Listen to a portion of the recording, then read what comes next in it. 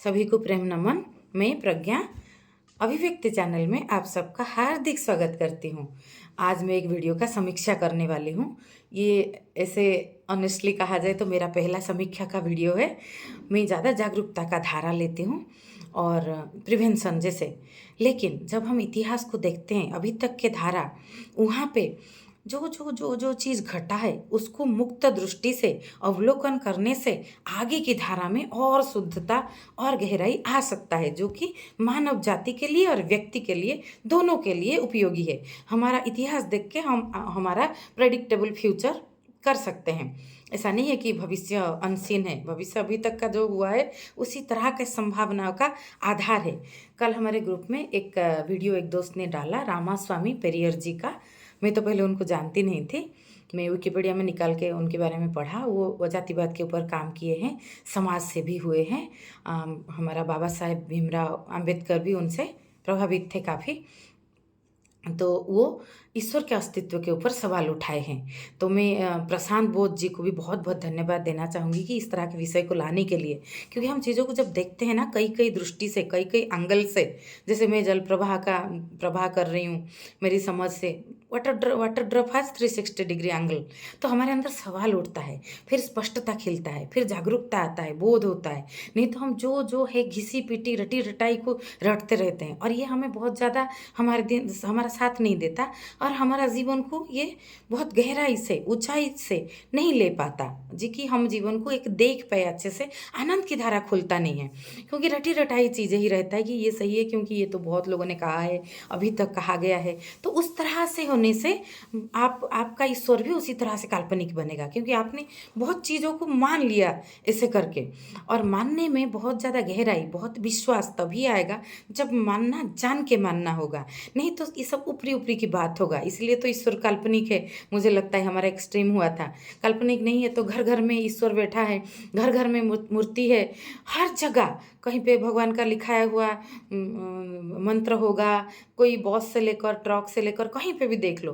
फिर भी दुनिया में इतना नासमझी क्यों हो रहा है? अगर आपको लग रहा है कि आपके घर में जीवंत ईश्वर बैठा है तो कहीं ना कहीं आप काल्पनिक मान रहे हो।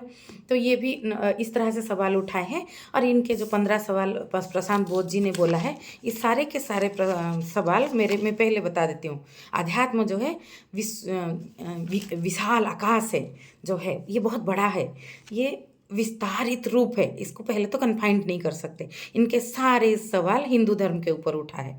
तो पहले तो खाली हिंदू धर्म के हिसाब से नहीं हुआ है सारा विश्वास, सारा जो हमारा धर्म का धारा, वो और कई कई कई कई कितने धर्म है पृथ्वी में।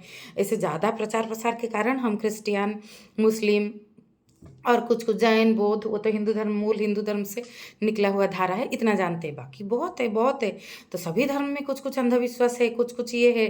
तो ये ईश्वर को पूछे हैं सवाल, और सारे हिंदू ईश्वर को पूछे हैं, क्या तुम कायर हो, जो हमेशा, मैंने वो नोट करके रखा, जो हमेशा छिपे रहते हो, कभी किसी के सामने प्रकट नहीं होते?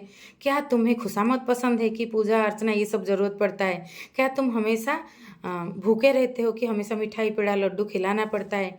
क्या तुम मांसाहारी हो कि बलि देना पड़ता है? क्या तुम सोने का व्यापारी हो, सोना चढ़ाना इतना पड़ रहा है? क्या तुम व्यभिचारी हो कि देवदासी नाचते हैं? तो क्या तुम कामचोर हो कि हमेशा नजरों के, क्या तुम कमज़ोर हो कि हमारे नज़र के सामने नहीं आते? क्या तुम मूर्ख हो? क्या तुम बहरे हो, अंधे हो, मतलब दिखता नहीं कुछ आपको? क्या तुम गूंगे हो? क्या तुम आतंकवादी हो और आतंकवाद को प्रोत्साहित करते हो कि वो उसके ऊपर कुछ एक्शन नहीं लेते? इस तरह से बातें हैं पूरा। क्या तुम भ्रष्टाचारी हो कि गरीब को कुछ नहीं देते? तो इस तरह के। क्या तुम मूर्ख हो, जो हमारे जैसे लास्ट वाला उनका नास्तिक को पैदा किए हो, तो वो खुद को नास्तिक बोल रहे हैं और ईश्वर के ऊपर सवाल उठा रहे हैं कि क्या तुम मूर्ख हो कि हमारे जैसा नास्तिक को पैदा किए हो? पहले तो ये सारा सवाल हिंदू ईश्वर के ऊपर उठा गया है, और धर्म के हिसाब से अगर ईश्वर की अस्तित्व को, ईश्वर के प्रतिरूप को हम देखें तो ईश्वर कई कई धर्म में अलग अलग ईश्वर है। बहुत आदिवासी संप्रदाय में आप जाओगे, वो अलग, उनका वन देवी, उनका और कुछ है, कुछ नए नए ईश्वर का उद्भव हो जाता है। कहीं पत्थर रख दिया, फूल चंदन लगा लिया, लोग जाने लगे, लाइन लग गया, हो गए।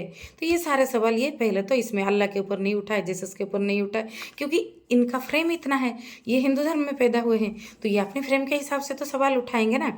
जैसे नागराज जी को, जो मध्यस्थ दर्शन का जो प्रणेता, उनको सवाल उठा कि ब्रह्म सत्य, जगत मिथ्या है, वेद में है, तो एक सत्य से मिथ्या का उत्पन्न कैसे हो सकता है। तो उनका सवाल उठना वेद से हुआ, क्योंकि वो वेद पाठी परिवार में जन्म हुए हैं।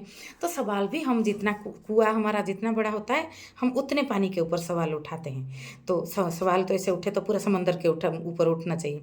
तो ये सिर्फ हिंदू देवता देवियों के ऊपर सवाल उठाना पहले तो ये चीज़ को प्रूव करता है कि इनका सवाल भी सीमित है, ये ईश्वर के ऊपर सवाल नहीं है। नहीं तो ईश्वर तो और रूप में भी है।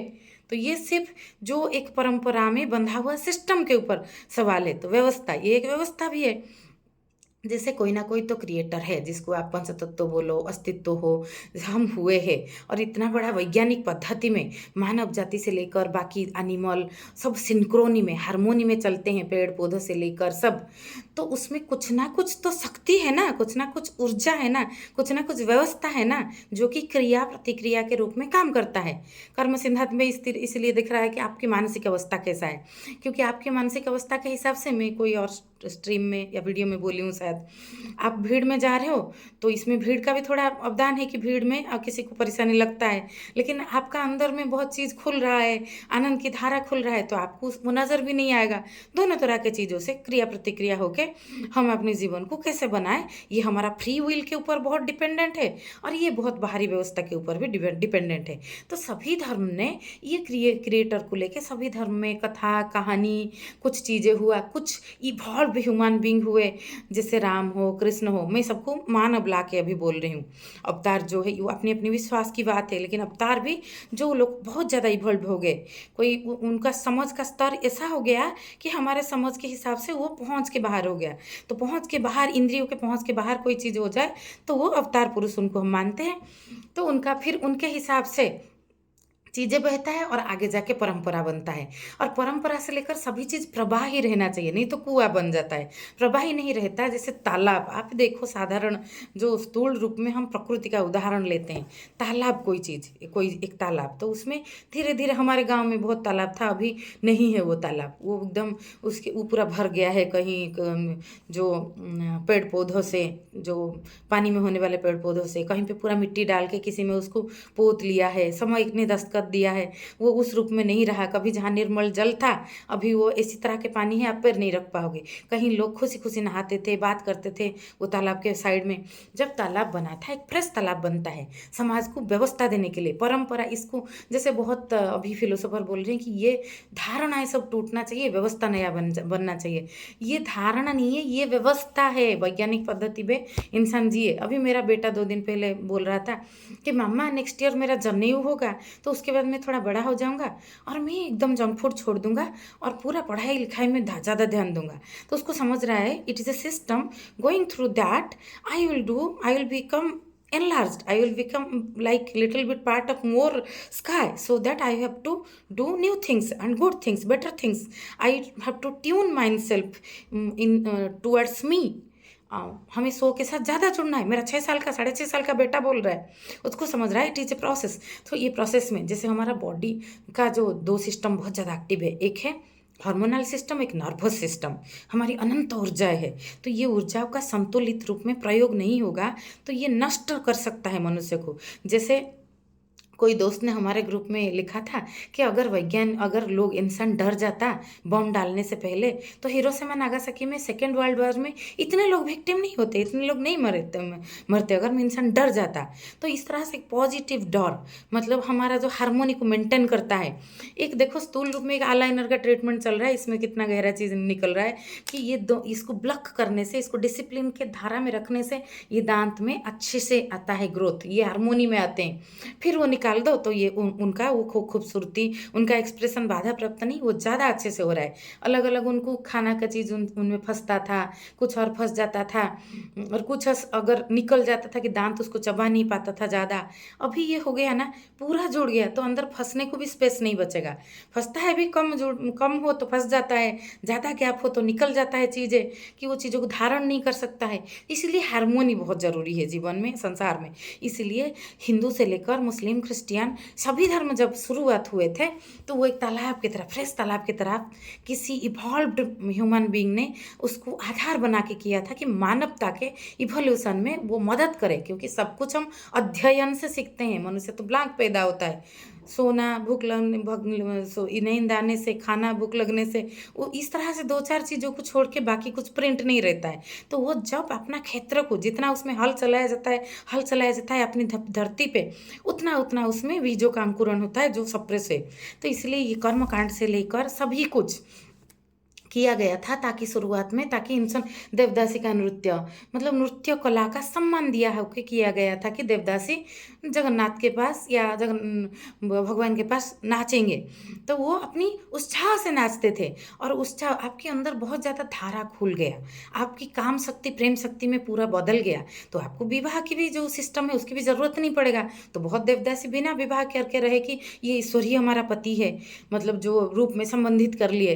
तो इसका मतलब आगे चल के जब भ्रष्टाचार हुआ तो पंडित ये लोगों ने इसको गलत कलुषित किया। तो ये एक उदाहरण मैं देती हूँ, जो 6 नंबर पॉइंट था कि आप व्यभिचारी हो तुम कि मंदिर में देवदासियाँ नाचते हैं। तो वो फिर वो प्रथा कलुषित हो गया, जो शुरुआत हुआ था समर्पण भाव से, फिर कलुषित होने के बाद अभी देवदासी कितने हैं आप बताओ। पुरी में तो उड़ीसा से बिलोंग करती हूँ, अभी तो पूरी जगन्नाथ मंदिर में एक देवदासी नृत्य होता ही नहीं, बहुत जगह होता ही नहीं। तो ये जो उठ गया, तो ये सवाल तो आपने भगवान को पूछा था और भगवान ने ये प्रथा उठाया क्या? ऐसे बलि प्रथा बहुत जगह से उठ गया है, कुछ कुछ है लेकिन बहुत जगह से उठ गया है। अगर 50% भी उठ गया है ना, तो 50% क्या आपने पूछा ईश्वर से और ईश्वर आके उठाया? इसने मनुष्य ने अपनी मन का जो प्रवृत्ति, मनुष्य जब अपनी प्रवृत्तियों को संतुलित नहीं कर पाता, उसको पढ़ नहीं पाता, उसके गहराई में जा नहीं पाता, तो ईश्वर का आश्रय ले लेता है। क्योंकि ये अत्यंत भयालु जीव है। मनुष्य जो है वो भयग्रस्त हो जाता है, और भयग्रस्त इसीलिए उसकी मन में भय तरह तरह से पला है, क्योंकि वो पाप पुण्य इस तरह से समझ रहा है। जो कर्म सिद्धांत को क्रिया प्रतिक्रिया में वो नहीं समझ रहा है, तो पाप पुण्य के हिसाब से। तो वो कुछ पंडित, कुछ मध्य युग में कुछ बहुत तरह की चीज़ें आया, लोगों के मन इस तरह से कलुषित हो गया। नहीं तो वो अगर आप देखोगे जातिवाद, तो आप रामायण उठा लो, गुहक को राम ने गले लगाया। आदिवासी संप्रदाय के लोगों ने रामायण की युद्ध में महत्वपूर्ण भूमिका निभाया। खाली आदिवासी नहीं, हमारा स्क्विरल से, गिलहरी से लेकर सारे पशु पक्षियों को भी जोड़ा गया है। इस संकेत को तो समझिए। तो इसमें सभी धर्म के लोग ये हुए हैं। जातिवाद पे वशिष्ठ जो महाभारत के, रामायण के हर समय के किरदार रहे हैं। महर्षि वशिष्ठ, वो तो अनुसैया जो है वो छोटे दलित जाति का कन्या थी, उनसे शादी किया है। तो ऐसा नहीं है कि जाति प्रथा ऊपर कुठारघात नहीं हुआ है, और जाति प्रथा कर्म के आधार पर किया गया था। अभी कर्म का वो सिस्टम बदल गया कि कोई ब्राह्मण घर में पैदा हुआ बच्चा शुरू से वेद पाठी बनता है, शुरू से वेद का क्या गड़बड़ है वो भी वो समझ की चक्षु से देखता है, तो उसको ब्राह्मण कहा जाता है। तो अभी अलग अलग हो गया, तो अलग अलग तरह से वर्गीकरण हो जाता है। जैसे स्कूल में एक बच्चा इंटेलिजेंट होता है, एक कम इंटेलिजेंट, इस तरह से उनका वर्गीकरण आप ना चाहो तो भी हो जाता है कि कोई गणित तुरंत समझ लिया, किसी को समझने में समय लगता है। तो ये तो नेचुरल सिस्टम है कि किस किस तरह से होता है। तो ये जैसे बलि प्रथा और देवदासी, ये दो का मैं उदाहरण लिया कि ये प्रथा बहुत कम हो गया है। कम हो गया तो ईश्वर आके किए कम, आपने ईश्वर के ऊपर सवाल उठाया था, तो ये सवाल ही गलत है ईश्वर को सवाल करना, जो ईश्वर ने किया ही नहीं। ईश्वर जो सदा जो, और मैं इनकी पेरियर जी को पहले से नहीं जानती थी, तो मैं मौलिक समझ रख रही हूँ ना। मैं उनको बहुत जानती थी कि मैं उनको कुछ माना हुआ है उनका, ना मैं उनकी विरोध में भी कुछ बोलने के लिए कुछ संबंधित हूँ कि मुझे कुछ व्यक्तिगत है, ऐसा नहीं है। तो मेरी बोलने में मौलिकता आ रहा है कि मुझे जो लग रहा है समझ की दृष्टि से वो, ये सवाल ही सारे गलत। ये एक ही तरह से हिंदू देवी देवता को पूछा गया है और ये आरोप देवी देवता के ऊपर लगा गया है, लेकिन ये आयरनिकली वो किए हैं कि इस तरह के सवाल के पीछे उनका छुपा हुआ उद्देश्य शायद ज्ञानी तो थे, ऐसा रहा होगा कि फिर ये सर ईश्वर काल्पनिक है। आप समझो, जो ईश्वर ये नीति नियम मानता है, बिल्कुल ये नीति नियम आप अगर ईश्वर को बैठा के घर में डाल रहे हो उसके ऊपर, तो ये जस्टिफाइड है। मैं अभी ससुराल गई थी होली में, तो मेरे ससुराल में राम राधा कृष्ण का विमान निकलता है होली में, बहुत लोगों का निकलता है, हमारे घर से भी निकलता है। तो वो राधा कृष्ण के विमान के सामने बहुत जो किन्नर और बहुत गांव के बच्चे शराब वगैरह पी के नाच रहे थे। तो आपको लगता है ये राधा कृष्ण मानते हैं उनको?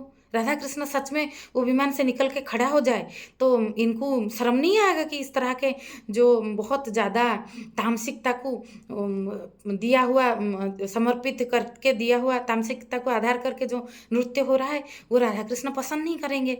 वो हम कैसे कर रहे हैं यार, और ये भय नहीं आ रहा है कि राधा कृष्ण है ये जो अच्छी वाली भय, तो हम कैसे ये करें, ये खुले और सुख से कर रहे हैं, मतलब इनको राधा कृष्ण दिख नहीं रहा है।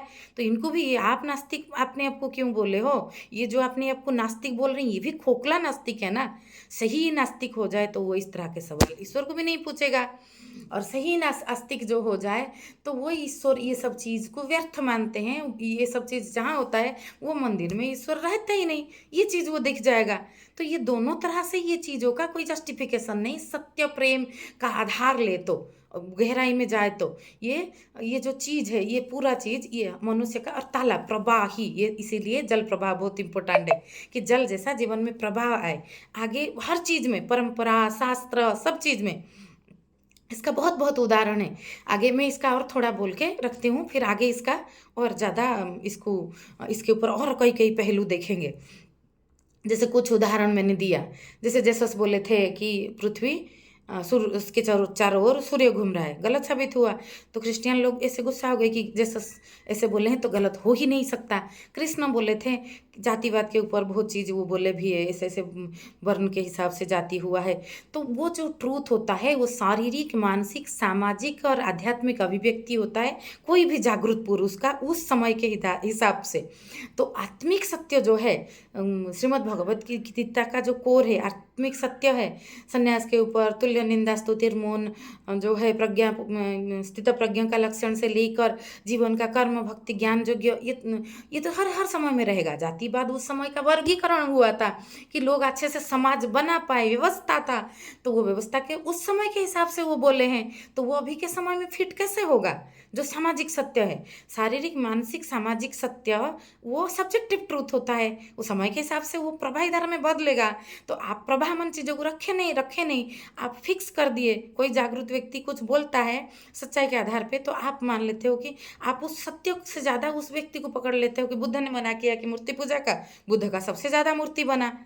जैन ने मिट्टी से जुड़ने के लिए जूता छोड़ दो उसका उदाहरण दिया, उसका आधार किया, और तब ज़्यादा इस तरह के रोड नहीं थे, तो जैन धर्म का मूल में वो चीज़ को ज़्यादा इंपॉर्टेंस दे दी कि जूता पहनो या ना पहनो, बाकी चीज़ महत्वपूर्ण है। कुछ कुछ लोग वहाँ तक पहुँच पाते हैं, तो चीज़ है ऐसा। तो ईश्वर के लिए जो मंदिर था वो एक स्थान किया गया है कि वहाँ एक प्रतिरूप बैठाया गया। जो जागरूक पुरुष होते हैं, राम हो कृष्ण हो, तो उनका प्रतिरूप बिठाया गया है कि उनकी जाने के बाद भी उनका जो मूल सिद्धांत बचा रहे। ये सब्जेक्टिव ट्रूथ को बचाने चले, और सब्जेक्टिव ट्रूथ समय के हिसाब से नहीं बदलता। जैसे समर्पण, देवदासी का समर्पण बहुत भ्रष्टाचार में बदल गया। जैसे बलि प्रथा जो था वो अपनी अंदर की जो दुर्गुणों की बलि देना ईश्वर के सामने, कि अपनी अंदर को देखना, साफ सफाई की बात था कि जो सो की साफ सफाई, वो किसी अदर एनिमल से जुड़ना नहीं था। ये लोग अदर एनिमल से जुड़ के किए। जैसे था कि जमींदार का बच्चा अगर के साथ वो किसी और का नापित का बच्चा और किसी का बच्चा भी स्कूल जाएगा कि ये गलती करे तो वो मार खाएगा, क्योंकि गलती का तो दंड टीचर को देना पड़ेगा, शिक्षक को, और जमींदार का बच्चा कैसे मार खा सकता है। तो ये तीसरा पंथा निकाला गया जो धर्मों के नाम पे कलंक है, इस तरह की चीज़ें किया जाता है। तो मैं सामाजिक साधारण उदाहरण देती हूँ ताकि ये चीज़ों को हम समझ पाए। तो ये हुआ। तो इसी तरह ईश्वर के लिए एक स्थान किया गया था जहाँ पे लोग जाए, जिसका जो मार्गे बैठे, थोड़ा ऊर्जा का अनुभव हो। हमारा जो आवाज़ किया गया था, घंटा बजाना, ये सब हिंदू धर्म के ऊपर ये बोल रहे हैं, तो उसी में बोल रही हूँ। तो उसमें आप बाहर की चीज़ों से आपका ध्यान हट जाए, आप अंदर की तरफ, जैसे जनई की बात मैंने बोली, मेरा बेटा ने बोला, आप कंसंट्रेट कर पाओ। लेकिन आप इसमें गलत गलत चीज़ ऐड करोगे, इसको अलग अलग तरह से रहोगे, प्रभावी परंपरा बनाने की कुछ समय के हिसाब से कोई भी व्यवस्था में उन्नति आना चाहिए, और समय के हिसाब से व्यवस्था बहता जा रहा है। नहीं तो मैं भी ऐसा कैसे बोल पा रही हूँ, परियर जी अपने हिसाब से बोले, मैं भी तो बोल रही हूँ। यहाँ पे जो प्रशांत बोध जी भी तो बोले हैं। तो इस तरह से कई कई लोग कई कई एंगल से देखते हैं, तभी तो आगे जाता है वो चीज़, चेतना का विकास होता है। और हर चीज़ का साइड इफेक्ट होता है, क्योंकि तालाब बना देते हैं लोग, वो तालाब लोग बनाते हैं। तो लोग जिस तालाब की खुदाई किए हैं, वो तालाब की खुदाई जब ईश्वर ने किया ही नहीं है, वो तालाब के अस्तित्व के बारे में ईश्वर को पूछना कितनी बड़ी मूर्खता है। तो ये बात को तो सोचना चाहिए ना। तो ये अब आज इतना रख रही हूँ मैं, 20 मिनट हो चुका है, तो इसको और आगे इसके ऊपर भी बात करेंगे। इससे इस तरह के सब्जेक्ट से और बहुत ज़्यादा चीज़ों को गहराई से दिखने का स्पष्टता आता है। तो और उदाहरण, बहुत बहुत उदाहरण के साथ, उदाहरण बहुत अच्छे से समझाने के लिए बहुत सही माध्यम होता है। इसको आगे इस समीक्षा का पार्ट 2 भी बनाएंगे। आज के लिए इतना सा। हर हर महादेव।